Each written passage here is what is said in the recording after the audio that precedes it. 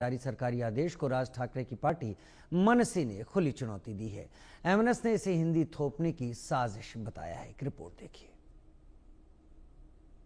महाराष्ट्र सरकार ने शिक्षा में हिंदी भाषा तीसरी भाषा करके अनिवार्य करने का सोचा है और उसी के बारे में अभी राज ठाकरे का आंदोलन भी शुरू है। राज ठाकरे का इसको विरोध है और उनका कहना है कि तीसरी भाषा हिंदी नहीं होनी चाहिए। हमारे साथ कुछ हिंदी भाषिक है, हम उनसे जानेंगे कि क्या लगता है उनको तीसरी भाषा हिंदी होनी चाहिए कि नहीं होनी चाहिए। तो जी आप बताइए कि तीसरी भाषा जो है जो हिंदी होनी चाहिए कि नहीं होनी चाहिए। विशेष रूप से महाराष्ट्र में मराठी भाषा तो अनिवार्य है भी, सरकार भी मान रही है। रही बात हिंदी की, आज हिंदी एक ऐसी भाषा है, आप कहीं पर भी चले जाओ हर लोग बोलते हैं और समझने में भी आसान है, अन्य भाषाओं से अधिक सामान्य है। मैं तो चाहता हूं कि आने वाले समय में हिंदी तीसरे नंबर पे होना चाहिए, लेकिन अगर लोगों का विरोध हो रहा है तो मैं समझ नहीं पा रहा हूं कि हिंदी से क्या इतना बड़ा वो है, वैमनस्य है। और मराठी का महाराष्ट्र में अनिवार्य होना ही चाहिए और यहाँ के लोग भी चाहते हैं। मुझे ऐसा नहीं लगता है कि कोई हिंदी का विरोध करेगा। अब पार्टियां राजनीति के रूप में अपना अपना विरोध करती हैं, उसके लिए मैं क्या कर सकता हूँ। इतना ही है कि महाराष्ट्र के लोग जिस बात को कहें उसे मानना चाहिए।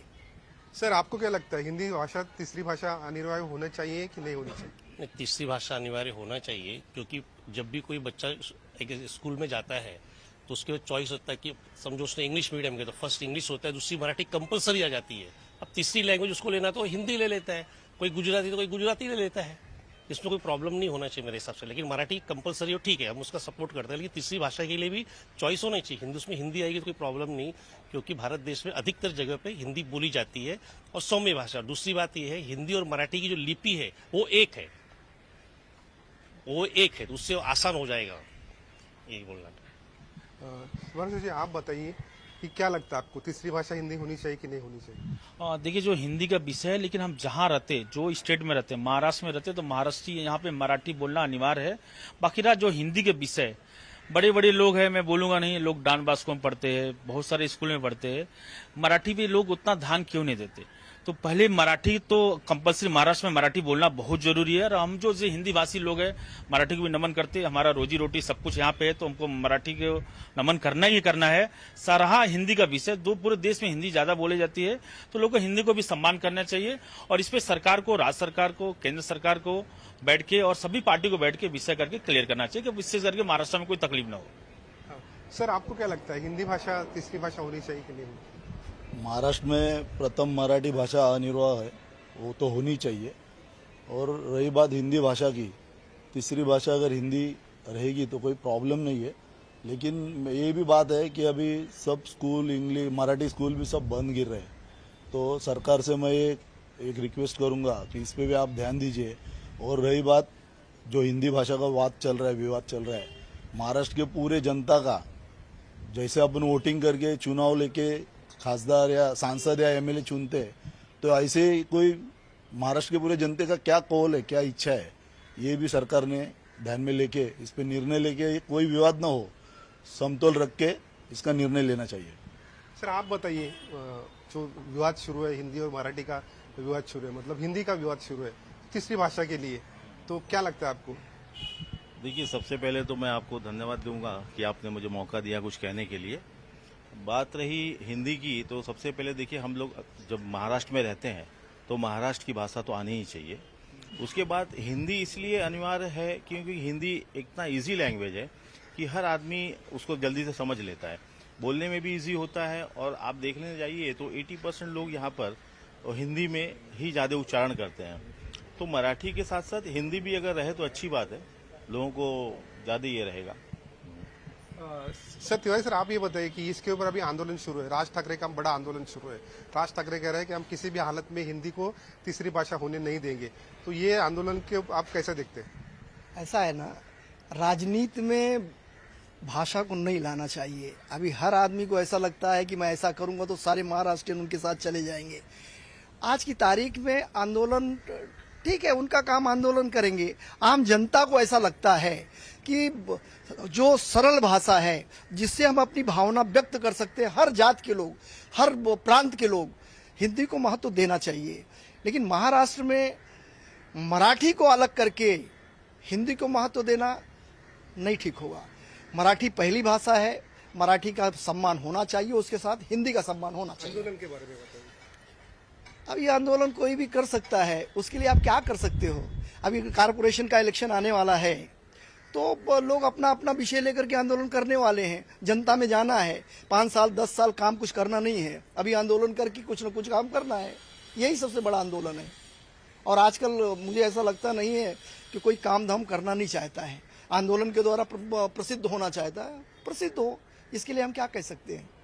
आपको क्या लगता है जो आंदोलन शुरू है राज ठाकरे का, जो बुक ढूंढ रहे हैं, फाड़ रहे हैं, जला रहे हैं, तो ये आंदोलन के बारे में क्या बोलेंगे? ये आंदोलन गलत है एक्चुअली, क्योंकि राष्ट्रीय में भी त्रिसूत्री लाया गया, 3 लैंग्वेज को लाया गया है। तो फर्स्ट और सेकंड तो कंपलसरी है, थर्ड तो लोगों पे वो हिंदी ले चाहे कुछ भी ले, तो उससे आंदोलन करने की आवश्यकता नहीं है। अगर जैसे मान लीजिए कोई बाहर का व्यक्ति होगा, तो जैसे कन्नड़ा कोई व्यक्ति है, वो स्कूल में पढ़ता है, चेंबूर में कन्नड़ स्कूल है, तो कन्नड़ भाषा यूज करता है, गुजराती यूज करता है, तो तीसरी भाषा तो आएगी ना। तो हिंदी का ही विरोध क्यों, बाकी भाषा का भी विरोध करो। और जैसे उर्दू भी है, बहुत से उर्दू स्कूल चल रही है, वहाँ उर्दू का भी विरोध करो ना, खाली हिंदी का विरोध क्यों हो रहा है? बस हमारा ये कहना है, आंदोलन गलत है, समन्वय होना चाहिए, मार्ग निकाले। और 3 सूत्री आए तो 3 सूत्री रहेगी, 3 लैंग्वेज का है तो वो रहेगा ही, वो कैसे चेंज होगा? ऑल ओवर द इंडिया के लिए चालू हुआ है। सरकार ने क्या करना चाहिए? सरकार ने इसका मार्ग निकाले, उनको समझाए, और क्या करें? उनको समझाना ही पड़ेगा, और क्या कर सकते हैं? तो आप बताइए कि ये जो आंदोलन शुरू है राज ठाकरे का, इसके ऊपर बुक बिक फाड़ रहे, जला रहे हैं, तो ये आंदोलन क्या लगता है, सही है? आपको क्या लगता है? देखिए, राज साहब एक अच्छा नेता हैं और वो महाराष्ट्र के हित के बारे में, भूमिपुत्र के बारे में सोचते हैं। उनका अपना ओपिनियन है, सबको मराठी का रिस्पेक्ट करना बहुत जरूरी है। रहा आंदोलन का विषय, उसका चर्चा करके निकाला जा सकता है। सीएम साहब से मुलाकात उनका होते रहते हैं, बाकी विरोधी पक्ष नेता सब लोग मिल के बैठ के चर्चा करना चाहिए, जो महाराष्ट्र के हित के बारे में हो, जो महाराष्ट्र का विकास करे, जो महाराष्ट्र के बारे में सोचे, उनका सबको सोच के निर्णय लेना चाहिए। इसमें किसी गरीब जनता या किसी को तकलीफ नहीं होना चाहिए। मान सम्मान तो सबको मिलना चाहिए, हिंदी हो, मराठी हो, हर लैंग्वेज का अपना अपना विषय है। सर, आंदोलन जो है वो अभी उसका कायदा, लॉ एंड ऑर्डर बिगाड़ने का आंदोलन चालू है, तो इसके ऊपर क्या लगता है आपको? इसके ऊपर सरकार निर्णय लेवे ना, सरकार जो चुन करके आई है ना, उसको निर्णय लेना चाहिए। सरकार निर्णय लेगी, जहां तक हो सके शांति रूप से लोगों को समझाएंगे, नहीं हुआ तो कानून अपना काम करेगा। लेकिन जहां तक ऐसा है कि भाषा का विषय लेकर के लोगों में द्वेष नहीं फैलाना चाहिए। मैं यही मत कहूं कि महाराष्ट्र में रह करके मराठी भाषा अनिवार्य है।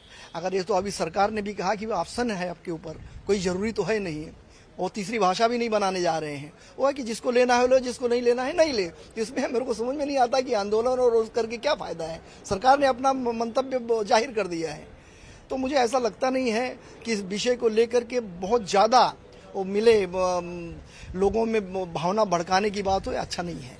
मैं यही चाहूंगा हर लोगों को मिल करके काम करना चाहिए। Sudhakar Kashyap, India news, Mumbai.